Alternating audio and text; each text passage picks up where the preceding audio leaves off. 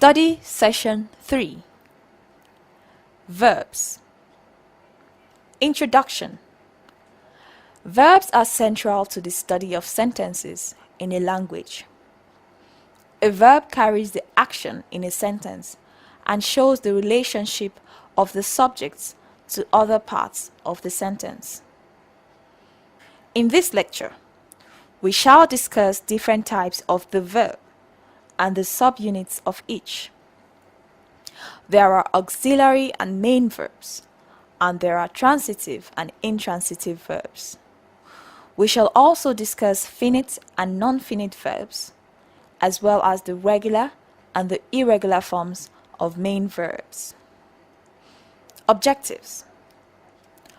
At the end of this lecture, you should be able to 1. Distinguish between auxiliary and main verbs. 2. State the role each verb plays wherever it occurs. 3. Use all types of verbs effectively. And 4. Distinguish between types of main verbs. Pretest. 1. What is a verb? 2. What are the differences between the following pairs? A. Auxiliary and main verbs. B. Transitive and intransitive verbs. C. Regular and irregular verbs. D. Finite and non-finite verbs. Look around you and observe what activities people are engaged in. A person may be playing, another person may be eating, others may be drinking, sitting, laughing, or doing many other things. What about you? Obviously, you are reading. The class of words that is used to depict such activities is called verbs. That is why they are traditionally called action words. But they go beyond actions because there are words in this class which do not involve any action at all.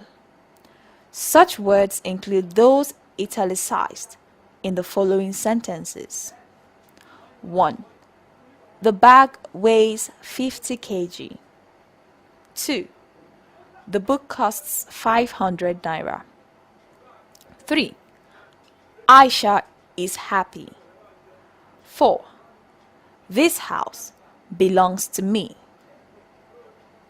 What this implies is that verbs also show a state of being, as shown by their meanings in the foregoing examples. Notice too that the definition of action or state of being is not shared by auxiliary verbs. Thus, the function of the verb goes beyond actions. It can be a linker, copula, between a subject and its complement. It can express mood or modality, as in auxiliaries showing a person's state of mind or attitude. And it can present a state of being. 1. Auxiliary and main verbs.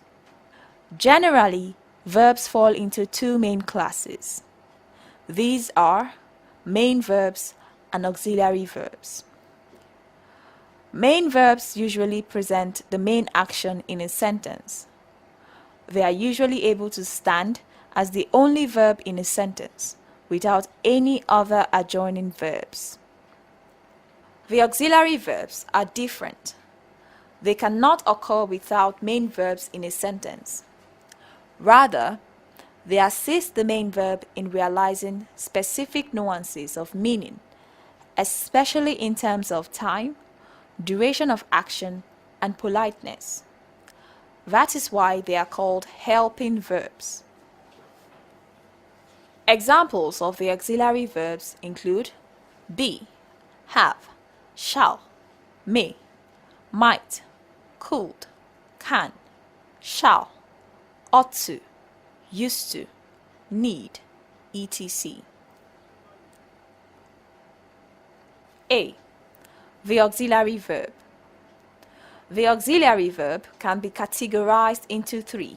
These are modals, primary auxiliaries, and passive auxiliary. Modals include words such as can, could, shall, should, will, would, may, might, and must. Modal auxiliaries deal with different actions such as A. Possibilities, as in 1. James may arrive today. 2. He could have gone. B. Future, as in 1. Biola will come. 2. Zaki shall play. C. Obligation, as in 1. You must come to school tomorrow. 2. You shall go, sir. 3. I will be there. D. Ability. 1. Sheyi can't climb that tree. 2. Helen can drive a truck. E. Politeness. 1. Could you pass the salt? 2. Would you attend our party? In these examples, the past tense forms of the verbs could and would show politeness. If you are addressing a respectable person, it may be considered rude to put the request in the following manner. 1. Can you pass the salt? 2. Will you attend our party? In fact, the person being addressed in 1 can retort as follows: I can, but I won't. Primary auxiliaries: have, be, do. Primary auxiliaries seem to have two interpretations. In the first interpretation, they are main verbs. In the second, they are auxiliary verbs. Here are some examples of primary verbs used as main verbs. A. I have money. B. Dangote is a businessman. C. We do our assignments promptly. In these examples, the verbs are considered to be lexical because they have independent meaning. Have in A means possess. Is in B shows a state of being, and do in C means engaging in an activity. As auxiliary verbs, the primary verbs may take the following forms. A. We have paid our school fees. B. She is going to school. C. We do not know you. D. They do play golf. E. She sings well, doesn't she? In the first sentence, the word have is used as an aspectual verb. This indicates the length of time the action took to be completed and its current relevance. Aspectual auxiliaries usually show the perfective and the progressive aspects as discussed above. We will offer more details on that tense and aspects.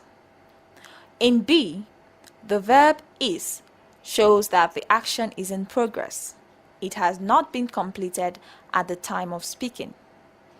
In C to E, the verb do is an auxiliary. Do usually occurs when there is no other auxiliary item before the main verb, as in C and D. Note, however, that it occurs before negative in C and before the main verb in D. In addition, the usage in D is considered to be emphatic because the sentence will still be complete if we do not use do. Its presence, therefore, is to lay emphasis on the verb. In E, does, a form of do, is also used when there is no other auxiliary item. To form tag questions. Compare the following pairs of expressions. A. I do my work diligently. B.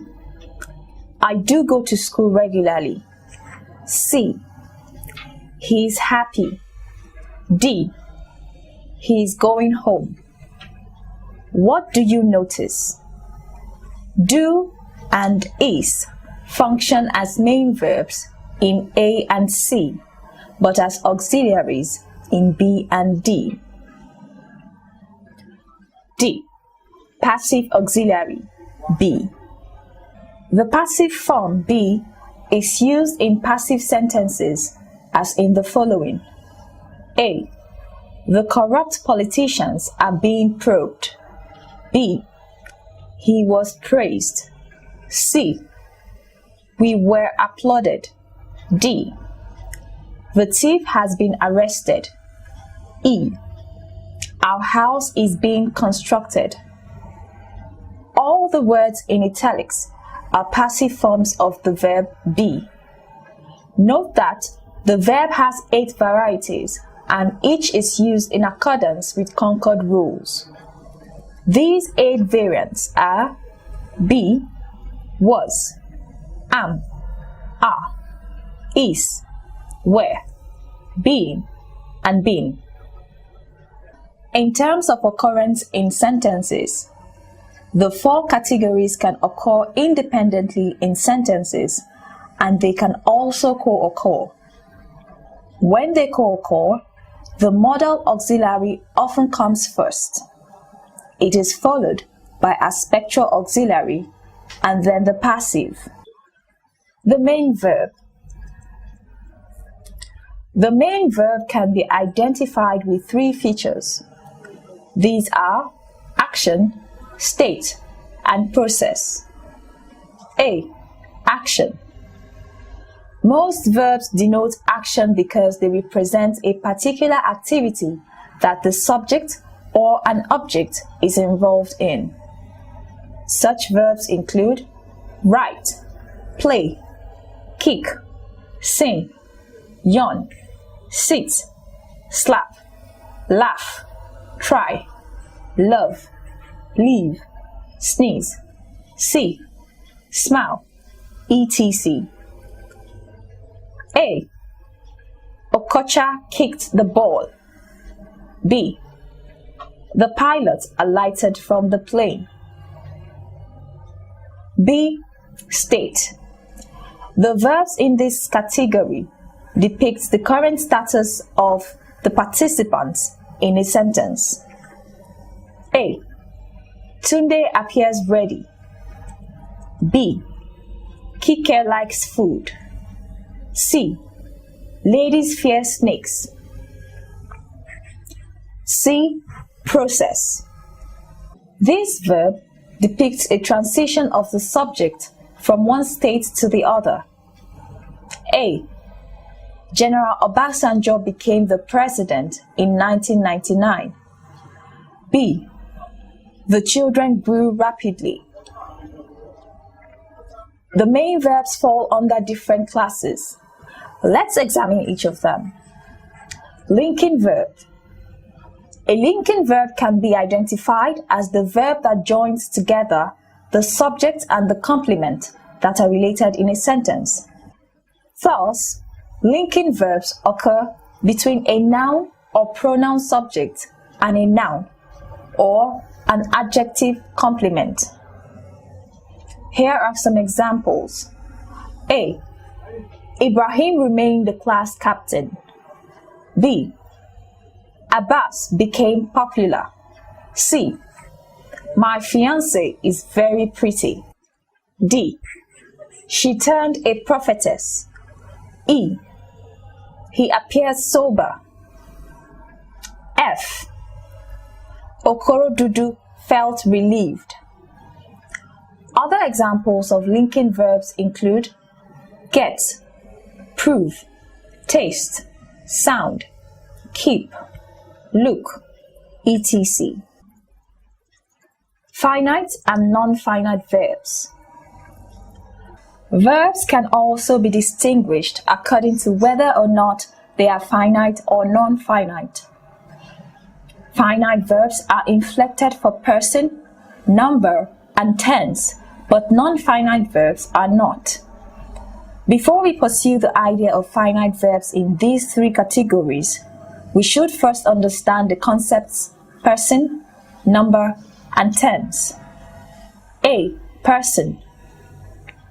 Person refers to the participants involved in communication.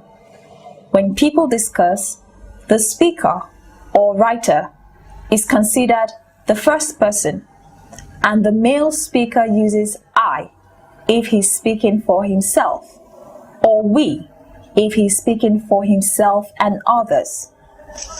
The second person is the listener or reader to what the first person says or writes.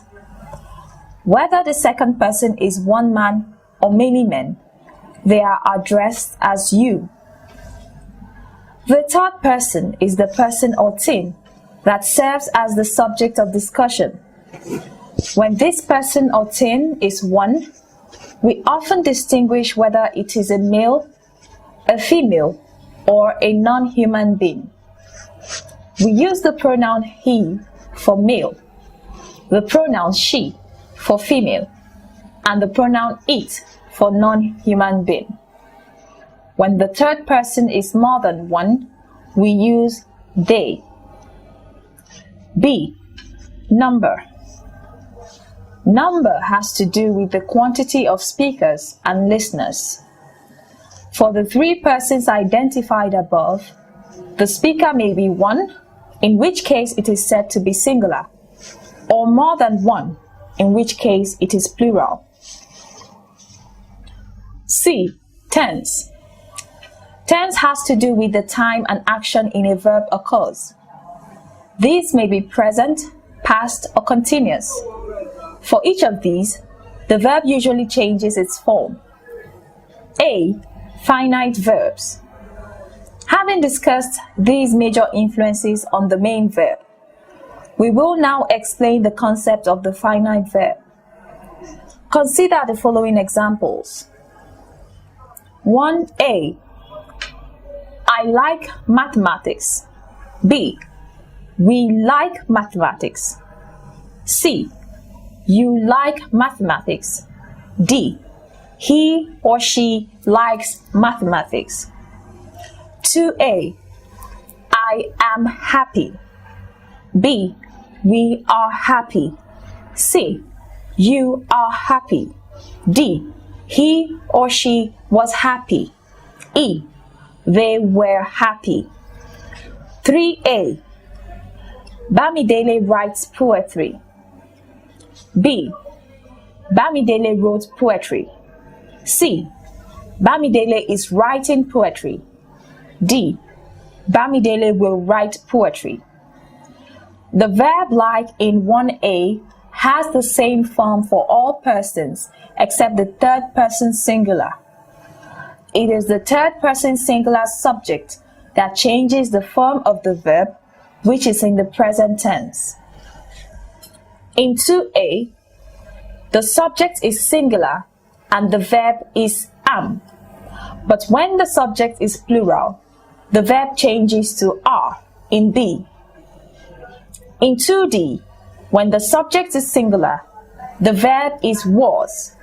But when the subject changes to plural in 2e, the verb changes to plural, were.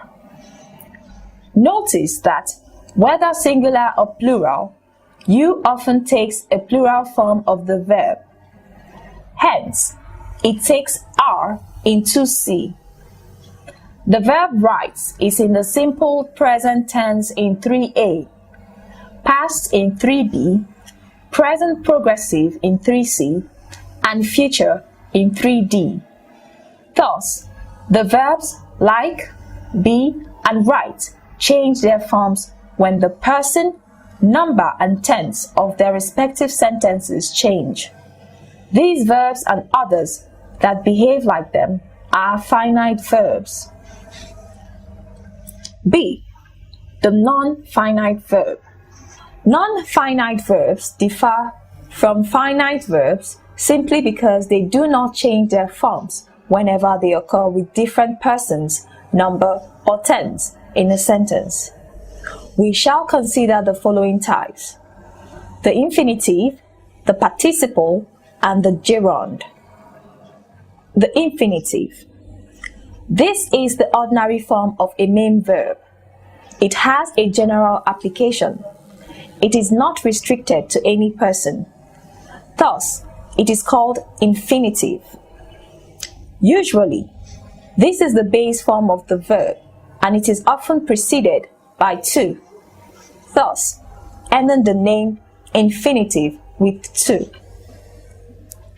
When to is not used, the form is called infinitive without to, or bare infinitive. Hence, we have to go, to sing, to play, to eat, to shout, etc., as in the following examples. A. Umekwe tried to cross the bridge. B. They want to pass their exams. C. To understand this course, you must be industrious. D. To play the game, he must wear the JC or kits. E. It is ordained for man to die only once. F. Ado saw him leave the garden. G. You saw the cup fall off the table. H. We suggest that he pay the balance. The participle. This is a form of the verb used in forming continuous and perfect tenses of main verbs. The forms are the ing and ed forms of the verb. The present participle is used to form A. The progressive or continuous tense, as in 1. Simbiat is singing. 2. Farai was writing a book. B. An adjective. 1. Unoka is an aging fella. 2. Nwonye is the managing director. C. Adjectival phrases. 1. Embarrassed by the ladies, the man could not utter a word. 2. Reading the letter, he nodded his head. The past participle is used to complete the tense in perfective tenses. 1. He has arrived.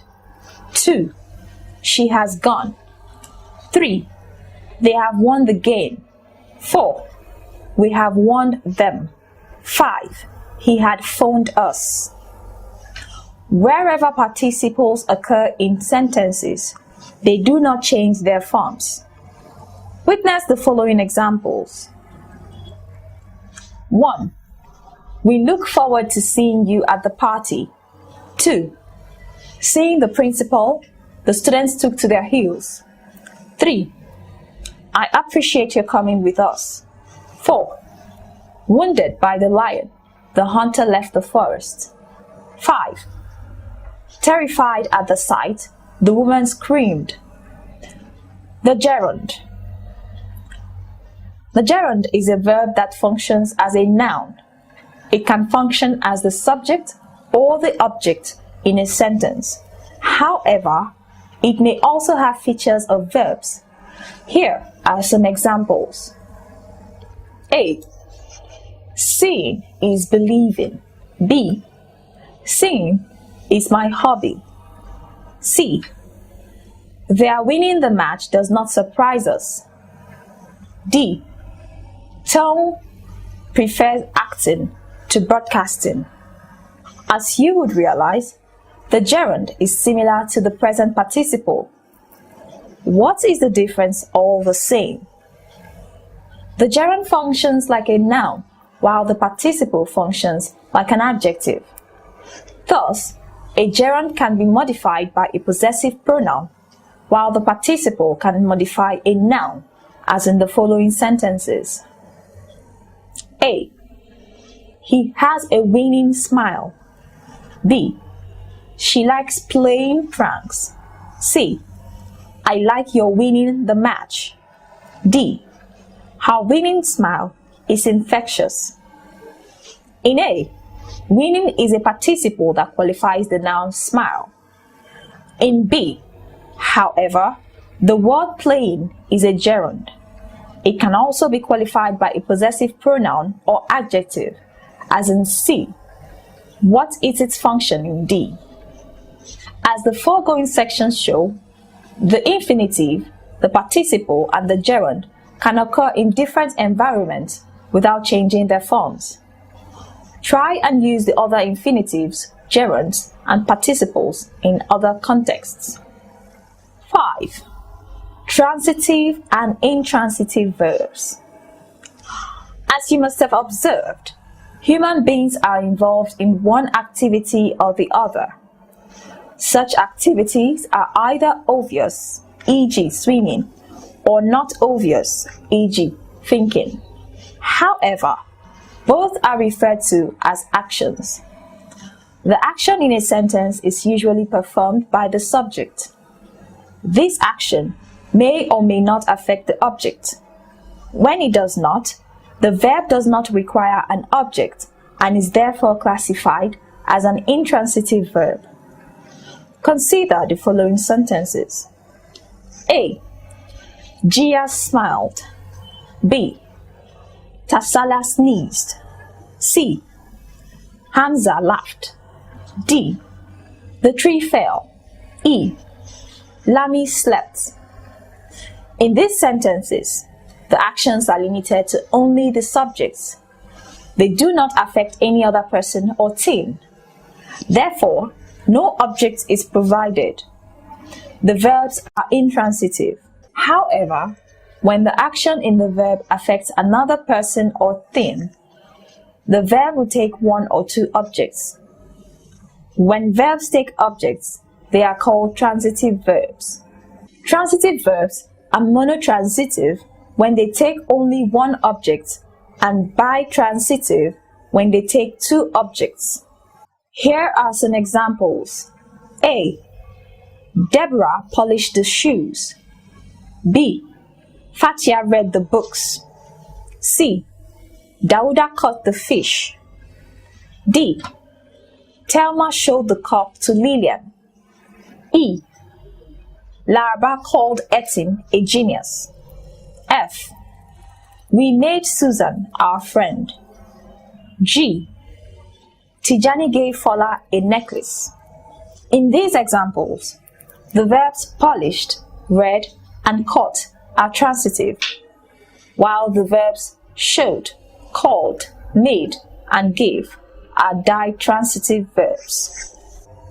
Meanwhile, certain verbs can function both as transitive and intransitive verbs. Witness. 6. Regular and irregular verbs. Pick up a novel and read a few pages of it. You will probably see a verb used in different forms in different contexts. The verb can take different shapes depending on the time indication in the sentence. An average verb has 5 forms. These are the infinitive, the continuous, the progressive, the past, and the perfective forms. The infinitive is the base form of the verb. The continuous is the present tense form. The progressive reflects ongoing activities. The past is for completed events, and the perfective is for actions that extended over a period of time before it ended. Here is a table reflecting different forms of the same verb. As the table shows, the past and the perfective forms of the verbs above are identical. In addition, we can see strictly only 4 forms if we take the identical forms as 1. Verbs with these traits are many and are therefore called regular verbs. However, some verbs have either more or less than 4 forms. Such verbs, because they do not have the more common regular forms, are called irregular verbs. Here are some examples. As the second table shows, be has 8 forms. Cut and read have 3 each. and bite, hide, and lie have 5. Notice too that lie occurs as regular and irregular forms. Why? The first lie means to give untrue information. This has the regular form. The second meaning is to present horizontally, say on a bed. The second meaning is to present horizontally, say on a bed. This has irregular form. Can you think of any other verbs for both regular and irregular forms? Study session summary. In this lecture, we have discussed the verb as a part of speech. In the process, we examined auxiliary and main verbs, finite and non-finite verbs, transitive and intransitive verbs, regular and irregular verbs.